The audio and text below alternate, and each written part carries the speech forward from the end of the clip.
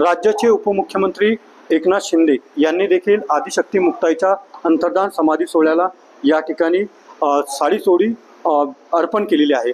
या सोहळ्याला उपस्थिती देण्याचं महत्त्व काय आहे हे जाणून घेण्याचा प्रयत्न आपल्यासोबत महाराज आहेत। काय सांगा महाराज? नमस्कार। खरं तर आज सकल संतांची लाडकी बहीण असणारी मुक्ताई अर्थात सगळ्या संतांची दिवशी खूप आत्मीयता आहे, प्रेम आहे, अशा मुक्ताबाईंचा तेजोविलीन दिन आहे। अर्थात एका दृष्टीने समाधी सोहळा त्या गुप्त झाल्या। ज्यावेळी आदरणीय एकनाथ शिंदे साहेबांना हा विषय लक्षात आला की उद्या समाधी सोहळा आहे, तेजोविलीन दिन आहे, तात्काळ मला त्यांनी मुंबईला बोलवून घेतलं आणि या राज्यात लाडक्या बहिणींसाठी आपण जे काही काम केलंय याच्यामध्ये खरी प्रेरणा कोणाकडून भेटली?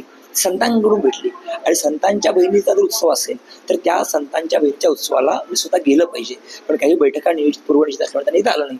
तर त्यांनी माझ्याकडे मुक्ताईबहिणींकरता महावस्त्र, साडी चोळी आणि संपूर्ण जे काही महापूजेचं सामान आहे सुपूर्द केलं।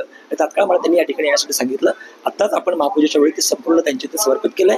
यातनं एकच गोष्ट अधोरेखित होते की जितकं आपल्या सगळ्या लाडक्या बहिणींसाठी त्यांना काळजी आहे तितकाच अपार श्रद्धाभाव त्यांना संत मुक्ताबाईं करता आहे। तर त्या संतांची लाडकी बहीण होती। मला एक अभंग आठवतो, लाडकी लेकमी संतांची मजेवरी कृपा बहुतांची। तसं ज्याला रीव आग पुढे उडत की संतांची लाडकी बहीण ही आपल्याकरता आदर्शवत आहे। त्यामुळे त्यांनी आज या ठिकाणी महावस्त्र आणि महापूजेचे सामान पाठवून दिले। रवी गोरे, TV9 मराठी, मुक्ताईनगर, जळगाव।